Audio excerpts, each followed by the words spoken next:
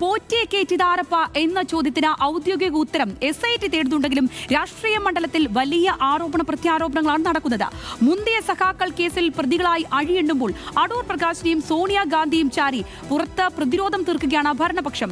അടൂർ പ്രകാശും ഉണ്ണികൃഷ്ണൻ പോറ്റിയും തമ്മിലുള്ള വിവിധ ചിത്രങ്ങൾ കൂടി പുറത്തു വന്നതോടെ ഇതുവരെയുള്ള മറുപടികൾ ഒന്നും തികയാത്ത അവസ്ഥയിലാണ് കോൺഗ്രസ്.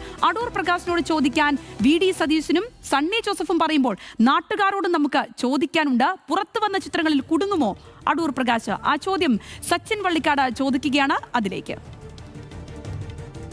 കേരളത്തിലെ LDFനെയും UDFനെയും ഒരുപോലെ പ്രതിസന്ധിയിലാക്കിയിരിക്കുകയാണ് ശബരിമലയിലെ സ്വർണ്ണക്കൊള്ള. UDF കൺവീനർ അടൂർ പ്രകാശുമായി ബന്ധപ്പെട്ടുകൊണ്ടുള്ള ചിത്രങ്ങൾ, ഉണ്ണികൃഷ്ണൻ പോറ്റിയുമായുള്ള ചിത്രങ്ങൾ ഇന്ന് പുറത്തു വന്നിട്ടുണ്ട്. അതിൽ ജനങ്ങളുടെ അഭിപ്രായം എന്താണെന്ന് നമുക്ക് ഒന്ന് ചോദിച്ചറിയാം. ശബരിമല സ്വർണ്ണക്കൊള്ളയുമായി ബന്ധപ്പെട്ടുകൊണ്ട് UDF കൺവീനർ അടൂർ പ്രകാശിൻ്റെ കൂടുതൽ ചിത്രങ്ങൾ പുറത്തേക്ക് വന്നിരിക്കുകയാണ്. അപ്പോൾ അടൂർ പ്രകാശ് കുടുങ്ങുമോ ചോദിച്ചു പറഞ്ഞാൽ വ്യക്തമായിട്ട് പറയാൻ അറിയില്ല. നിങ്ങൾ പറഞ്ഞപ്പോഴാണ് ഇതിനെക്കുറിച്ച് അറിയുന്നത്. എന്താ വെച്ചാൽ നമ്മൾ നിഷ്പക്ഷമായിട്ട് നിൽക്കുക, അതിൻ്റെ നിഷ്പക്ഷമായിട്ടേ നിൽക്കുകയുള്ളൂ. കാരണം നമ്മളിപ്പോൾ ഒന്നുമല്ലല്ലോ. അവരതിൻ്റെ 2-3 പാർട്ടിക്കാർ അതിന് നല്ലതായാലും കെട്ടതായാലും അത് അവർ അത് നടത്തട്ടെ. കുടുങ്ങുമോ അടൂർ പ്രകാശ്? എങ്ങനെയാലും കുഴപ്പമില്ല. തീർച്ചയായും കുടുങ്ങാൻ സാധ്യതയുണ്ടാവും. എല്ലാവരുടെയും എല്ലാ തെളിവും പുറത്തു വന്നിട്ടുണ്ടല്ലോ, പിന്നെ കുടുങ്ങില്ല എന്ന് പറയാൻ പറ്റില്ലല്ലോ.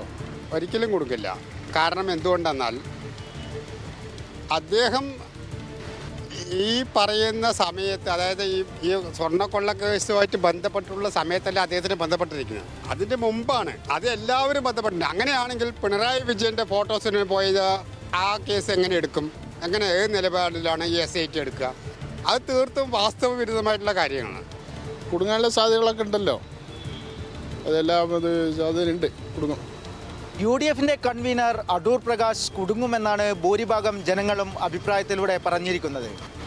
ക്യാമറമാൻ രമേശ് റാമിനൊപ്പം സച്ചിൻ വള്ളിക്കാട്, ന്യൂസ് മലയാളം.